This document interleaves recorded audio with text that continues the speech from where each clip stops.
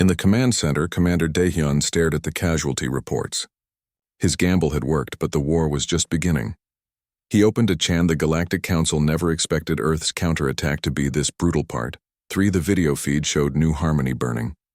The colony world had been home to 4 million people. Now it was a wasteland of glass and ash. The Council fleet had spent 3 hours systematically destroying every city, every farm, every settlement. Commander Daehyun watched the footage without expression. His face was stone, but his hands gripped the edges of his console hard enough to make his knuckles white. This was the Council's response to losing the Battle of Seoul. They couldn't beat Earth's fleet in direct combat, so they were targeting softer prey. "How many survivors?" he asked quietly. "Preliminary reports show maybe 200,000, Captain Ji-won replied. She had been promoted to fleet command after Minho's death. They had some warning. Got people into underground shelters before the bombardment started. And the other colonies? New Seattle and Prometheus were hit the same way. We estimate 14 million dead total across all 3 attacks. 14 million. The number was too big to comprehend." Daehyun thought about faces, individual people. A farmer on New Harmony he'd met once. Children playing in parks. Families having dinner. All gone, turned to vapor in seconds. President Sung-hoon appeared on the screen, his face haggard. He had aged a decade in the past 2 months. "Commander, the Council is broadcasting a message. They're saying this was a legitimate military action. They're claiming our colonies were military staging areas. They're lying," Daehyun said flatly. "I know that. But they're telling the galaxy that we forced their hand, that we're the aggressors." Daehyun stood up slowly. "Mr. President, we need to talk about our response." In the secure conference room, the surviving leadership of Earth's military and government gathered. The mood was dark, angry. These were people who had just watched millions of their citizens murdered. General Taijin was the first to speak. He was a hard man with cold eyes, the kind of soldier who did what needed to be done. "We need to hit them back, hard. Make them understand that this won't be one-sided." "Agreed," Admiral Kyung-ho said. He commanded what was left of Earth's carrier fleet. "But we can't match them ship to ship in their territory. We need a different approach." Dr. Yoonji leaned forward. Her assistant, Nari, stood beside her with a tablet full of data. "We have options," Yoonji said quietly. "Unpleasant options." "Explain," President Sung-hoon ordered.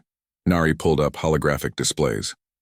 "We've identified biological vulnerabilities in several council species. The Drazen, for instance, require very specific oceanic conditions. Their gills filter certain compounds from water. If we introduce targeted algae strains into their oceans, we could make their homeworld uninhabitable." The room went silent. Ambassador Hyunwoo looked sick. "That's genocide," he whispered. "That's war," General Taijin countered. "They just killed 14 million of our people, civilians, children." "Two wrongs don't make a right," Hyunwoo protested. Daehyun held up a hand for silence. "Dr. Yoonji, continue." Yoonji nodded, though she looked uncomfortable. "We also have options for the Chromath. Sonic weapons that can shatter their crystalline structures. The Velm are vulnerable to specific neural disruptors. We could deploy these weapons through covert operations, striking at their homeworlds while their fleets are away." "You're talking about attacking civilian populations," the president said, his voice strained. "I'm talking about making them hurt the way we're hurting," Yoonji replied. "The Council thinks they can terrorize us into submission. We need to show them that we can terrorize them right back." President Sung-hoon stood and walked to the window. Outside, construction crews were working on war production facilities.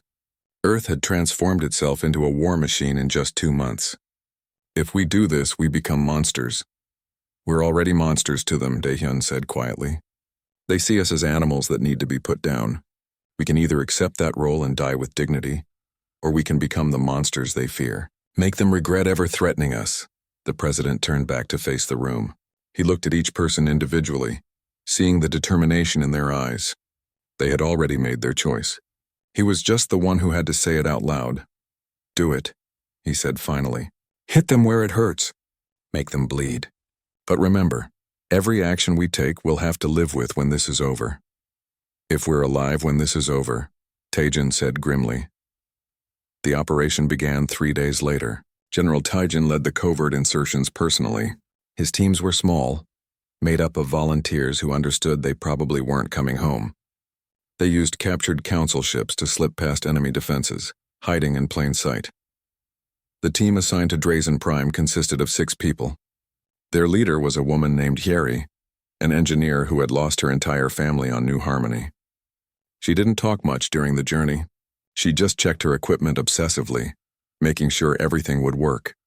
They landed at night in a remote region of the ocean world. The planet was beautiful, all blue water and floating cities. Yeri thought about her daughter who had loved swimming. Then she pushed the thought away and focused on her mission. The algae they carried was in suspension, millions of microscopic organisms in a single container. Nari had designed it specifically to exploit a weakness in Drazen biology. Once released, it would spread rapidly, consuming the nutrients that Drazen gills needed to function.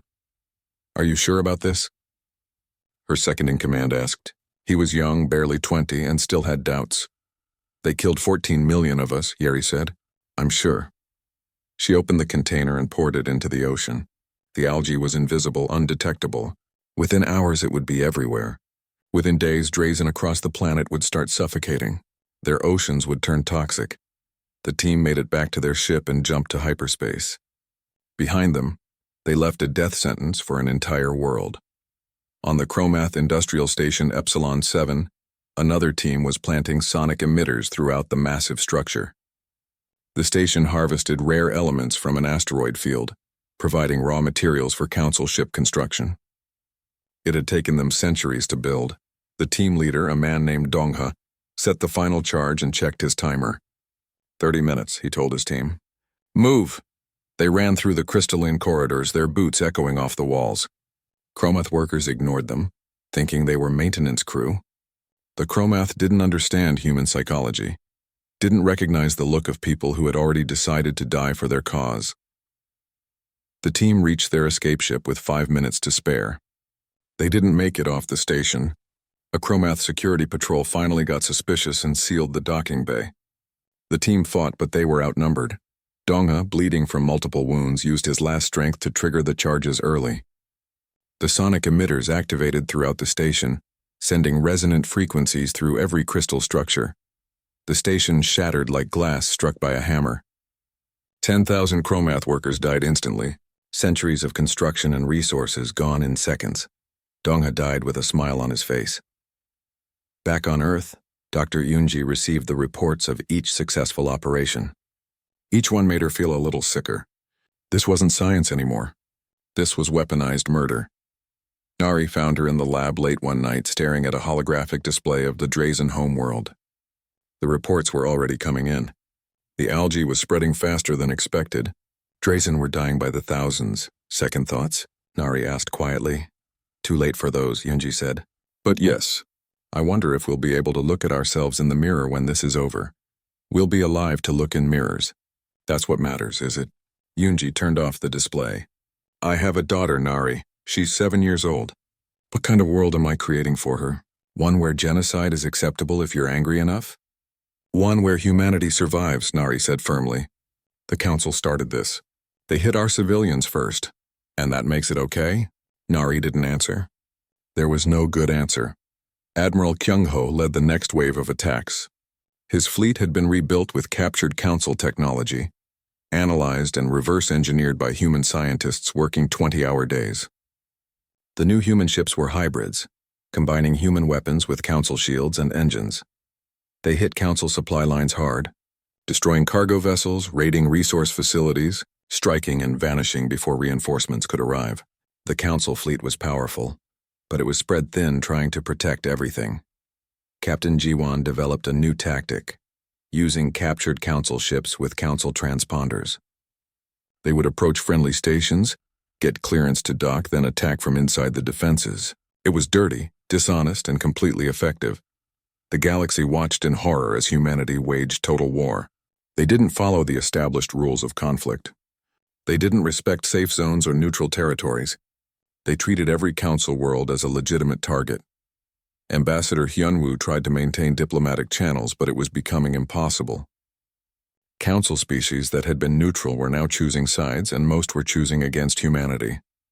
The humans were winning battles, but losing the political war. Then everything changed when the Velm homeworld went dark. Nobody knew who had done it. The operation was never officially confirmed.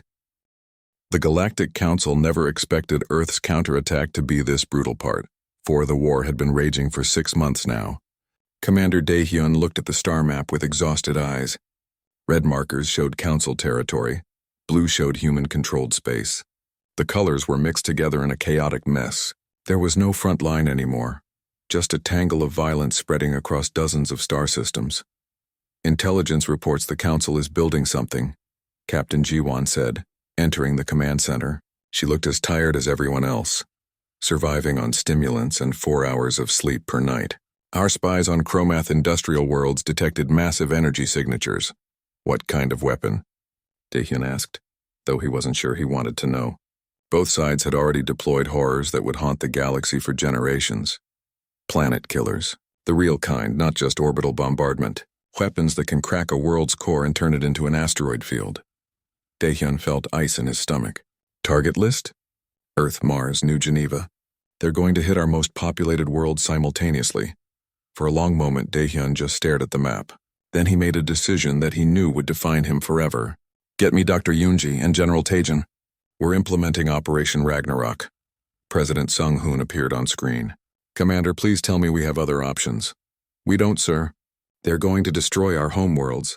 We need to strike first and strike hard enough that they can't finish building those weapons. Ragnarok was supposed to be a last resort. Mr. President, they're building planet killers. What resort is left after last? The president closed his eyes. When he opened them, they were empty of everything except resignation. Do what you must. God forgive us all. Operation Ragnarok was humanity's ultimate contingency plan. No restrictions. No rules, no mercy. Every weapon, every dirty trick, every war crime that could be committed would be unleashed simultaneously across Council space. Dr. Junho stood in his laboratory, looking at equations that had taken him 3 months to solve. He was a physicist, not a soldier, but war had made soldiers of everyone. I did it, he said to his assistant. I cracked their shield technology. Can we reproduce it? Better.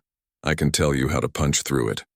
Any human weapon properly calibrated will penetrate Council shields like they're not even there. This information was distributed to every human ship within hours. The tactical balance shifted overnight.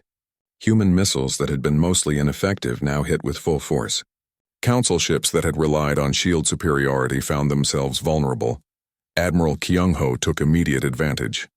His fleet, rebuilt and reinforced, jumped directly into Council territory for the first time. Not raiding, not guerrilla attacks, full invasion. The first world they hit was a major Council logistics hub. The defenders expected the usual human tactics: fast strike, grab what you can, run away. Instead, Kyung-ho's fleet came in with guns blazing and didn't stop shooting until every orbital defense was destroyed. Ground forces deploy, Kyung-ho ordered. Secure the industrial centers. Take prisoners if they surrender. Kill them if they don't. The battle for the surface lasted 3 days. Human soldiers wearing power armor and carrying weapons designed to kill specific alien species swept through the defending forces. The Council defenders fought bravely, but they were trained for conventional warfare. Humans fought like demons.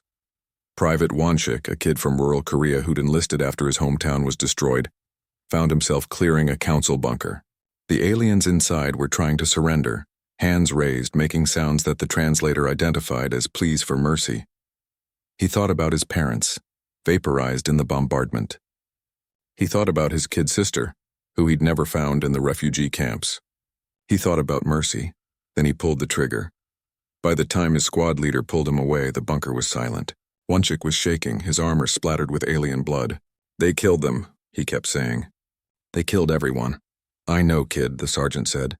She'd seen the same thing happen to dozens of soldiers. War did this to people. Turned them into monsters. But you can't lose yourself. That's how they win. Then they've already won, Wonshik whispered. Commander Yuna had a different mission. Her ship, the EDS Shadow, was the most advanced stealth vessel humanity had ever built. It could slip past Council sensors like a ghost. She used that capability to penetrate deep into Council space, heading for their central command station. 20 minutes to target, her pilot announced. Yuna reviewed the plan one more time. She was supposed to sabotage the station's communication arrays, crippling Council coordination. But she had a better idea. one she hadn't shared with Command because they would have forbidden it. The Shadow docked at a maintenance port, using forged credentials that General Tajin's intelligence network had provided. Yuna and her team, dressed in stolen Council maintenance uniforms, entered the station. They had 12 hours before their credentials would be verified and flagged. Yuna intended to use every second. She didn't head for the communication center. Instead, she went to the intelligence archives. Council security was good, but it was designed to stop external hackers, not someone physically inside their systems. Yuna plugged in a data spike and downloaded everything. Then she got creative.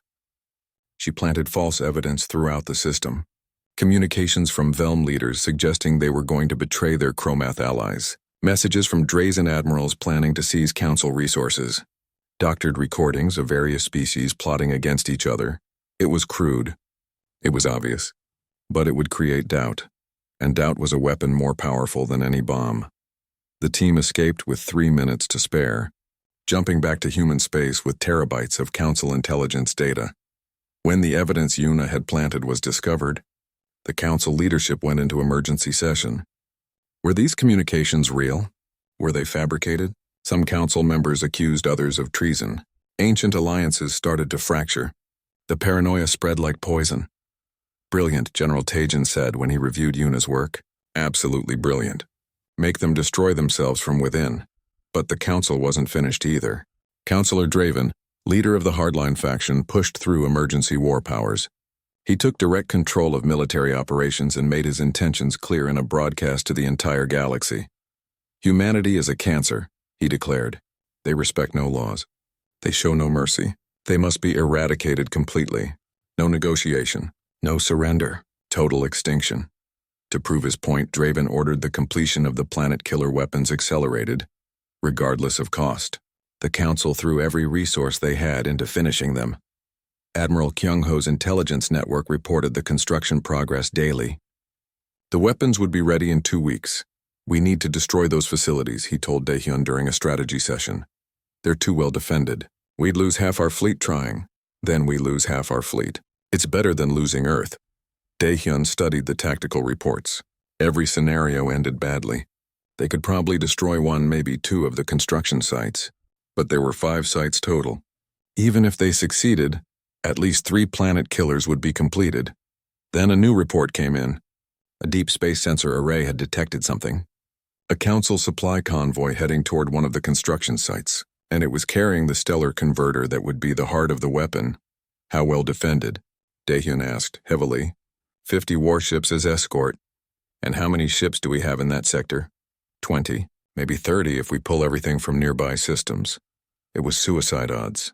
Daehyun didn't hesitate. Do it. Hit that convoy with everything we have. If we can destroy that stellar converter, we buy ourselves time. The captain assigned to lead the attack was Minho's younger brother, Taemin. He'd taken his brother's death hard and volunteered for every dangerous mission since. This one might be the most dangerous yet.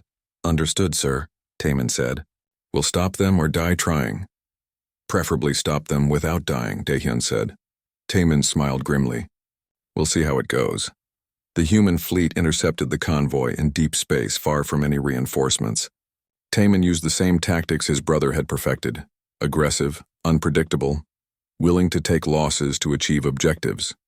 The battle was brutal. Council ships had superior numbers and firepower. But humans had desperation and Junho's shield-penetrating weapons. They swarmed the convoy, focusing everything on the transport carrying the stellar converter. Taemin's ship took hit after hit, shields failing, armor ablating. But he kept pushing forward, kept firing. All weapons on that transport, he ordered. I don't care what else is shooting at us.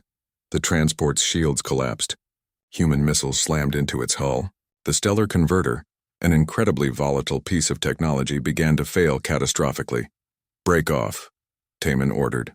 Everyone jump out now. His own ship was too damaged to jump. As the other ships fled to hyperspace, Taemin stayed behind, watching the transport tear itself apart. The stellar converter exploded with the force of a small star. The blast consumed Taemin's ship, the transport, and 15 Council warships that had been too close to escape. When Commander Daehyun received the report, he added another name to the list of heroes who wouldn't be coming home. The list was very long now. The Galactic Council never expected Earth's counterattack to be this brutal. Part 2. The alarm screamed through the defense station Cerberus 9. Captain Ji-Wan ran to her command chair, still pulling on her uniform jacket. Around her, the crew scrambled to their positions. Red warning lights bathed everything in bloody illumination. "Report," she barked. 300 contacts emerging from hyperspace. Her sensor officer called out. "Council signatures? They're forming up at the edge of the system." Ji-Wan's stomach dropped. 300 ships. Intelligence had predicted 200 at most. "Get me Commander Daehyun." The commander's face appeared on her screen. He looked tired but focused. "I see them, Captain. All stations are to hold positions. Wait for my signal. Sir, we're outnumbered 6-1. I know the math, Captain. Trust the plan." The screen went dark. Ji-Wan looked at her crew. Young faces, scared faces. Most of them had never seen real combat. Battle stations. Weapons hot. And somebody kill that damn alarm. On the bridge of the EDS Retribution, Captain Minho watched the tactical display with cold eyes. The Council fleet was massive, blotting out the stars. Their ships were elegant things, smooth curves and shimmering shields. Beautiful and deadly, his ship was ugly by comparison. All angles and armor plating, bristling with weapons that humanity had perfected through centuries of killing each other. It looked like what it was, a knife meant for close fighting. "Enemy fleet is broadcasting," his communications officer said. "Put them through." Counselor Velmuth's voice filled the bridge. "Humanity, you have refused the Council's generous offer. You have chosen conflict over cooperation. Surrender now and we will be merciful. Continue to resist and we will be forced to use extreme measures." Minho smiled without humor. He opened a channel to all human ships. "This is Captain Minho of the EDS Retribution. The Council thinks we should surrender. They think we're scared. They think we're going to roll over like good little pets." He paused. "They're about to learn they're wrong." He switched to direct response to the Council fleet. "Counselor Velmuth, we have a message for you and your Council. You want Earth? Come and take it." For a moment, nothing happened. Then the Council fleet surged forward. "Here they come," Minho's tactical officer said unnecessarily. The Council ships moved in perfect formation, a wall of firepower advancing like a tidal wave. Their weapons had range advantages, shield superiority, and overwhelming numbers. Commander Daehyun watched them come from his command center deep beneath New Geneva. His tactical display showed everything. Every ship, every weapon, every firing solution. The Council was doing exactly what he expected. They were fighting a conventional battle. Humans didn't fight conventionally. "All units," he said calmly. "Execute Chaos Protocol." Across the solar system, the plan activated. The human ships didn't retreat. They didn't form defensive lines. Instead, they scattered in seemingly random directions, breaking every rule of naval warfare. The Council fleet faltered, confused by the disorganized response. That confusion lasted exactly 3 seconds before the first minefield activated. Captain Ji-Wan grinned savagely as her station's sensors showed the results. 50 Council ships had passed through what appeared to be empty space. Then the EMP mines detonated. The electromagnetic pulse wasn't visible, but its effects were immediate. The Velm command ships, which coordinated fleet movements through telepathic networks, went dark. Their neural interfaces overloaded. Without them, the carefully coordinated fleet movements dissolved into chaos. "Now," Daehyun ordered. "Hit them now." Human ships that had seemed to be fleeing suddenly reversed course. They dove into the confused Council formation like wolves attacking scattered sheep. The range disadvantage disappeared when you were fighting at point-blank distance. Lieutenant Sora twisted her fighter through a gap between 2 Council cruisers. Her squadron, Ghostwing, had been practicing this maneuver for weeks. The Council expected logical, predictable attack patterns. Instead, the human fighters moved like they were insane, taking risks that no rational pilot would attempt, because they were insane. Every Ghostwing pilot had volunteered knowing they probably wouldn't survive the first engagement. Sora locked onto a Council carrier and fired her entire missile payload. She didn't wait to see if they hit. She was already spinning away, her fighter screaming warnings about structural stress, a Council beam weapon carved through the space where she'd been a second before. "Ghost 3 is down," her radio crackled. "Ghost 7 hit. Systems failing. Ghost Leader, I'm on your 6, shake him!" Sora dove toward a Council destroyer. pulling up at the last possible second. The enemy ship pursuing her wasn't as lucky. It tried to follow and crashed directly into the destroyer's shields. Both ships exploded in a fireball that lit up the void. Captain Minho's retribution plunged into the heart of the Council formation. His orders were simple: cause as much chaos as possible. His ship was tougher than the elegant Council vessels, built to take punishment. He used that advantage ruthlessly, ramming through their formations, scattering them, forcing them to choose between shooting at him or dealing with the other human ships darting around like angry hornets. "Deploy the virus package," he ordered. His cyber warfare officer hesitated. "Sir, if this doesn't work, it'll work." "Do it." The Retribution fired what appeared to be standard communications probes. The Council point defense systems ignored them, focused on the actual weapons. The probes latched onto Council ships and began broadcasting. In the Council fleet, chaos multiplied. The human computer virus was primitive by Council standards, crude and obvious. But it was also aggressive and fast. It didn't try to take over Council systems. It just tried to break them. Weapons fired at random. Shields fluctuated. Navigation systems gave contradictory orders. The virus only lasted minutes before Council security protocols purged it, but minutes were enough. Human nuclear mines, old-fashioned and crude, detonated throughout the formation. The Council shields held against most of them, but the sheer number overwhelmed defenses. Explosions bloomed like deadly flowers. Captain Jiwan's station shuddered as a Council battleship turned its guns on Cerberus 9. Her shields held for the first salvo, dropped to 50% on the second. The third would kill them all. "Return fire," she ordered. "Everything we have." Cerberus 9 was a defensive platform, not a warship, but it mounted weapons designed for one purpose: killing ships much bigger than itself. Railguns that fired projectiles at a fraction of light speed, missiles with nuclear warheads, and one experimental weapon that Dr. Yunji had promised would work. The beam that lanced out from Cerberus 9 was invisible, a focused stream of particles that shouldn't have been able to penetrate Council shields. But it did, because it was tuned specifically to the frequency that Unji's research had identified as the Chromath shield weakness. The Council battleship was Chromath-built. Its shields flickered and died. Jiwan's railguns tore through its crystalline hull like paper. The ship broke apart, its fragments spinning into the void. "Target destroyed," her weapons officer reported, his voice shaking with adrenaline and disbelief. But there was no time to celebrate. 20 more ships were moving toward her position. Commander Daehyun watched the battle unfold on his displays. They were losing ships. The Council was adapting to human tactics, but the enemy fleet was scattered, disorganized, and bleeding. "All reserve units engage," he ordered. "Push them back." Earth's reserve fleet, hidden behind the moon, activated and joined the fight. They were older ships, less advanced, but they were fresh, and the Council fleet was exhausted. The tide of battle shifted. Council ships began to retreat, trying to regroup. But Minho wasn't about to let them organize.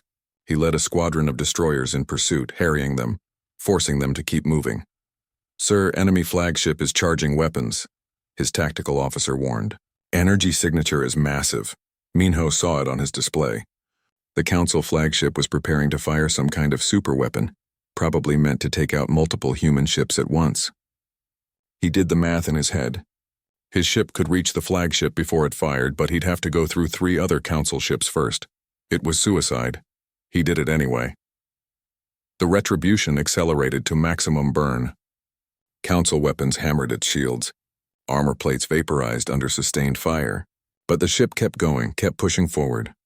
"All crew brace for impact," Minho said calmly. The Retribution hit the Council flagship at a significant fraction of light speed. The impact was catastrophic. Both ships disintegrated, their reactors detonating in a miniature star that consumed everything within 1,000 kilometers. Captain Jiwan watched the explosion from Cerberus 9. She knew Minho had been on that ship. "Rest in peace, Captain," she whispered. The Council fleet broke. Without their flagship, without coordination, without the stomach for the brutal close-quarters fighting that humans excelled at, they retreated. They jumped back into hyperspace, leaving behind 89 destroyed ships and thousands of dead. The Battle of Sol was over. Humanity had won, but the cost was devastating. 23 human ships destroyed. Cerberus 9 was crippled. Thousands of crew members were dead. including Captain Minho, and the Council fleet was still intact, still capable of returning with reinforcements. The Galactic Council never expected Earth's counterattack to be this brutal part. The conference room fell silent as the holographic message played for the third time. Ambassador Hyunwoo stood frozen, his hands gripping the edge of the metal table. Around him, Earth's military and political leaders watched the alien faces on the screen with growing dread. Humanity has 30 days to comply. The voice of the Galactic Council representative echoed through the chamber. The creature speaking had 6 eyes arranged in a circle around its head. Its skin shimmered with colors that hurt to look at. You will cease all colonial expansion. You will surrender administrative control of your outer settlements. You will accept Galactic Council governance. Failure to comply will result in corrective action. The hologram flickered and died. For a long moment, nobody spoke. Commander Daehyun was the first to break the silence. He was a broad-shouldered man in his 50s with gray streaking through his dark hair. Scars marked his weathered face. Souvenirs from the Mars Rebellion 15 years ago. Corrective action, he said, his voice flat. They mean war. We don't know that, President Sung-hoon interjected. The president was younger than Daehyun, barely 40, and he still believed in diplomatic solutions. Perhaps they simply want to establish guidelines. We are newcomers to interstellar space, after all. Daehyun turned to face the president. His expression was hard. Sir, I've read the intelligence reports. The Galactic Council has done this before. 12 times in the last 1,000 years, they find a developing species, give them an ultimatum, and when that species refuses, they crush them. Hyunwoo cleared his throat. He was a thin man who wore expensive suits and spoke 7 languages, including 2 alien tongues. The commander is correct, Mr. President. The Council views us as children who need to be controlled. They fear our expansion rate. In 20 years, we've colonized 12 star systems. It took most Council races centuries to achieve the same. Because we're better at it, Captain Minho said from his position near the window. He was young for a ship captain, only 32, but he commanded the EDS Retribution, Earth's most advanced warship. We adapt faster. We build faster. We think differently than they do. And that scares them. Dr. Yoonji, who had been quiet until now, finally spoke. She was a small woman with sharp eyes and fingers stained with chemical burns. They should be scared, she said softly. Everyone turned to look at her. I've been studying the biological data we've collected on Council species. They have weaknesses. Significant ones. What kind of weaknesses? Daehyun asked, leaning forward. Yoonji pulled up a holographic display. Anatomical diagrams of various alien species rotated in the air. The Velm are telepathic, but their neural pathways are vulnerable to specific electromagnetic frequencies. The Drazen breathe through specialized gills that filter their ocean world's water, introduce the wrong compounds, and they suffocate. The Chromath are silicon-based, and their crystalline structures fracture under certain sonic resonances. President Sung-hoon looked horrified. You're talking about biological warfare. I'm talking about survival, sir, Yoonji replied. If the Council attacks us, we need every advantage. They have 300 years of technological superiority.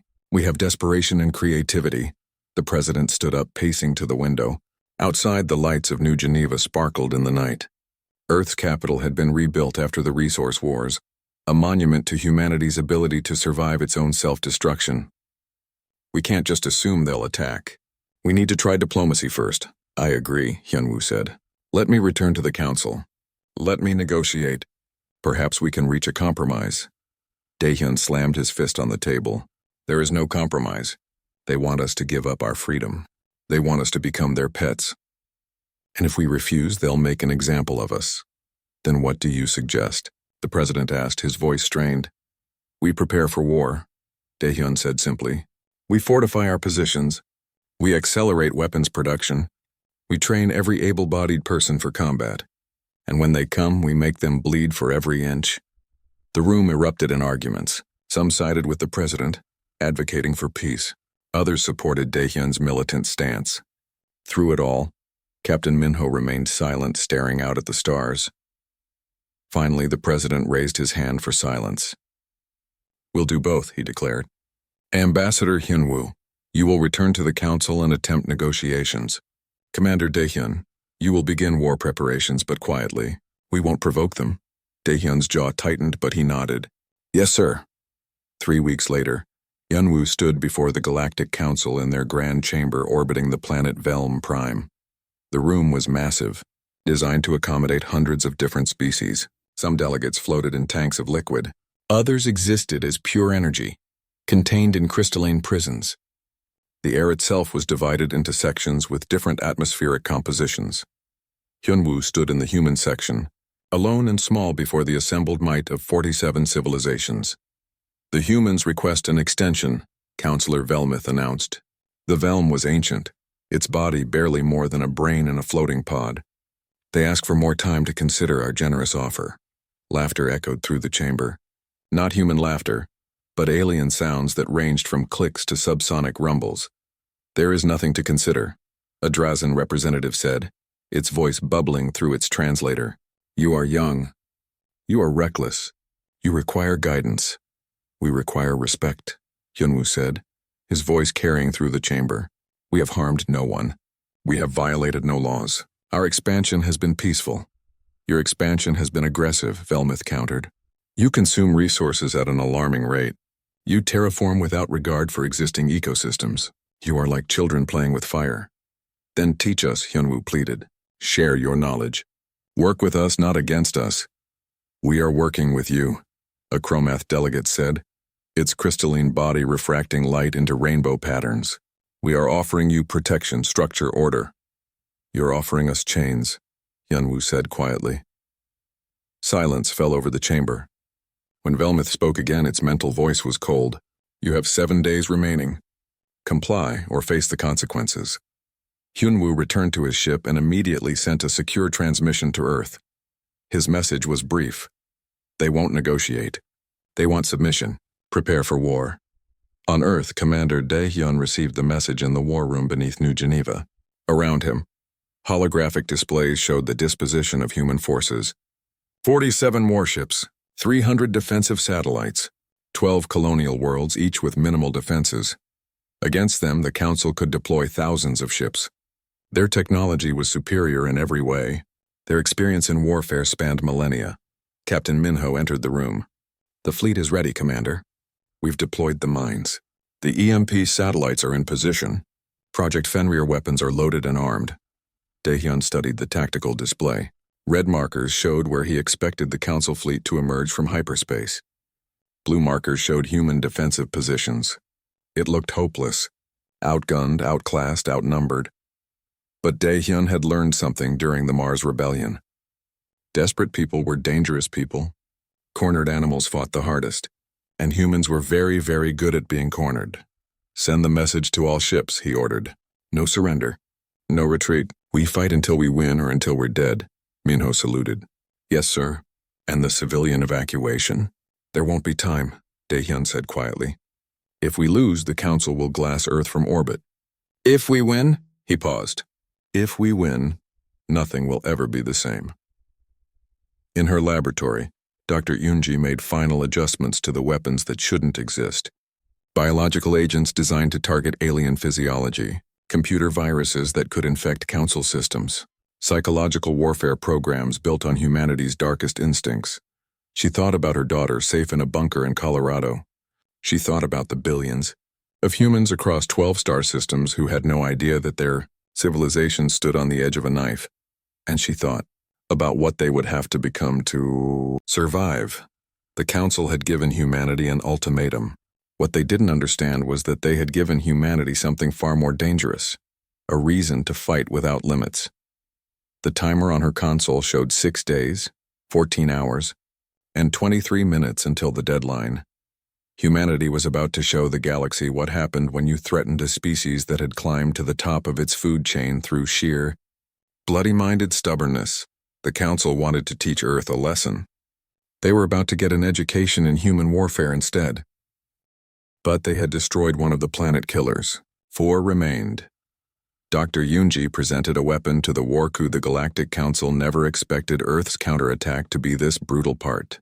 5. The siege of the Council capital world had entered its 3rd week. Fleet Commander Doyen, at 28, the youngest admiral in human history, stood on the bridge of his flagship watching the planetary shields flicker under sustained Bombardment, status report, he ordered. Shields are at 40% and dropping, his tactical officer replied. Another 6 hours of sustained fire should collapse them completely. 6 hours. Doyen thought about the millions of civilians on the planet below. Council leadership, yes, but also families, children, people who had never asked for this war. Continue bombardment, but target only military and government installations once the shields drop. His weapons officer looked at him with surprise. Sir, our orders are total siege. Starve them until they surrender. I'm aware of our orders. I'm also aware that we're still human beings. Or trying to be. Execute my commands. On Earth, President Sung-hoon was having nightmares. Every night, the same dream. He stood on a mountain of corpses, human and alien alike, and they all asked him the same question. Was it worth it? He woke at 3 a.m, sweating despite the cold room. His aide found him standing at the window looking out at the rebuilt city of New Geneva. Sir, you should rest. Rest, Sung-hoon repeated bitterly. How do I rest when I've authorized the deaths of billions? When I've turned our species into murderers? You've ensured our survival, have I? Or have I just guaranteed that if we survive, we'll be monsters? The aide had no answer. Nobody did. Ambassador Hyunwoo received an unexpected message through back channels. It was from someone identifying themselves as Resistance Leader Bora, a Velm who claimed to represent millions of council civilians opposed to the war. The message was brief. Not all of us wanted this. Many of us tried to stop our governments. We failed. But we remember that you tried to negotiate. Please don't punish all of us for our leader's mistakes. Hyunwoo brought the message to Commander Dae-hyun. There are civilians on these worlds who never wanted war. Who spoke against it? Are we going to kill them too? Dae-hyun's face was carved from stone. War doesn't care about who wanted it. It kills everyone. That's not an answer. It's the only answer I have. Dae-hyun turned away. We're too far in to turn back now. The council started this by attacking our colonies. They killed 14 million civilians. Were those people asked if they wanted war? So we become like them? We become whatever we need to be to survive. That's evolution, Ambassador. That's nature. The strong survive. Hyunwoo left feeling sick. The man he was talking to wasn't the Commander Dae-hyun he had known 9 months ago. War had changed him, hollowed him out, and filled the space with cold calculation. In her laboratory, Dr. Yoonji stared at the final design for the quantum cascade device. One button, one decision, and entire worlds would die. Every living thing, from the largest creature to the smallest microbe, would cease to exist. Her assistant Nari entered carrying fresh data. The Council's planet killers are 72 hours from completion. If they fire them, Earth has maybe 30 minutes of warning before impact. And our response time? The quantum cascade device can be deployed in 15 minutes. We'd have time to retaliate before the end. Yoonji closed her eyes. Mutually assured destruction, just like the Cold War. Except this time it's real and it's going to happen. Maybe not, Nari said. The siege is working. They might surrender before the planet killers are complete. And if they don't? Nari was quiet for a moment. Then we do what we have to do. And we live with it. Or we don't live at all. On the Council capital world, Councillor Draven watched the human fleet through his viewing screen. The bombardment was relentless, systematic. The shields were failing. In hours, they would be defenseless. Activate the emergency broadcast, he ordered. Tell our fleet to fire the planet killers the moment they're ready. Don't wait for my authorization. If this capital falls, Earth dies. His aide hesitated. Sir, that will trigger the human doomsday weapon. Our intelligence confirms they have it. Let them use it, Draven said coldly. Better that we all die than that these animals win. Let the galaxy see what they've become. Let history remember humanity as the species that destroyed everything. The aide sent the message. Across Council space, the planet killer construction sites received their orders. 72 hours. Then fire, regardless of consequences. General Taejin's covert operations team intercepted the communication. They had infiltrated deep into Council territory, gathering intelligence. Now they had the most important intelligence of all. The Council was going to fire their weapons no matter what happened at the siege. We need to destroy those sites, Taejin told Dae-hyun over encrypted communication. All of them, simultaneously. It's the only way. We don't have the forces. We're committed to the siege. Then pull back from the siege. If we do that, Draven will survive. The Council leadership will survive. They'll rebuild and come at us again. And if we don't, Earth dies in 3 days. It was an impossible choice. Risk everything on trying to kill the Council leadership, or abandon the siege to destroy the planet killers. Either way, they might lose. Commander Daehyun made his decision. Split the fleet. Half stays here to maintain the siege. Half goes to destroy those construction sites. We do both or we die trying. Fleet Commander Doyun received his orders. Maintain the siege with half the fleet, collapse the shields, and capture or kill the Council leadership. It was impossible odds, but then the entire war had been impossible odds. All ships, he broadcast. We're about to attempt something either incredibly brave or incredibly stupid. Probably both. Half our fleet is leaving to deal with the planet killers. We're staying here to finish this. No retreat, no surrender. We win here or we die here. His fleet responded with a chorus of affirmations. They were exhausted, running on fumes and stimulants, but they would see this through. The bombardment intensified. Human ships pushed closer, taking damage from automated defense systems to get better firing angles. The planetary shield flickered, sparked, and finally collapsed. Shields are down, Doyun's tactical officer announced. We have clear shots. Doyun thought about Counselor Bora's message. About civilians who had opposed the war. About children who had done nothing wrong except being born on the wrong side of a conflict they didn't choose. Target military installations only, he ordered. Command centers, weapons facilities, government buildings. Avoid civilian areas where possible. Sir, that will take longer. Give them more time to potentially escape or activate defenses. I don't care. We're not animals. Fire when ready. The bombardment began anew, this time targeting specific structures. Council government buildings exploded. Military bases were reduced to craters, but the surrounding residential areas were mostly spared. On the surface, Counselor Draven watched his world burn. But the message from his fleet commanders brought a cold smile to his face. The planet killers would be ready in 60 hours. The humans would be too late. Admiral Kyung-ho led the strike force against the planet killer construction sites. 4 sites, 4 targets. His fleet was divided, each group barely strong enough to take on the defenses they would face. Remember, he broadcast to all ships, we're not trying to win. We're trying to delay them. Keep them from finishing those weapons long enough for the siege to end. By Earth time, Captain Jiwon commanded one of the strike groups. Her target was the most heavily defended site, protected by a council battle group that outnumbered her 3-1. This is going to hurt, she said to her crew. But we've hurt before. We'll do it again. Her ships jumped into the system and immediately came under fire. The defensive fleet had been waiting, expecting an attack. Jiwon didn't try to outmaneuver them. She just charged straight in, shields blazing, weapons firing at maximum rate. Target the construction platform, she ordered. Everything we have. Her fleet took devastating losses. Ships exploded around her. Friends she had known for years disappeared in bursts of light and debris, but they kept pushing forward, kept firing. A council battleship exploded under concentrated fire from 3 human destroyers. The way to the construction platform was clear. Jiwon's ship, damaged and leaking atmosphere, made one final push. Fire all missiles. Nuclear warheads, everything. The missiles streaked toward the platform. Point defense destroyed most of them. But a few got through. The nuclear explosions tore through the incomplete planet killer, destroying months of work and the stellar converter at its heart. Target destroyed, her weapons officer said, seconds before a council beam weapon cut through their engine section. Jiwon's ship tumbled through space, powerless and dying. But the mission was complete. One planet killer would never threaten Earth.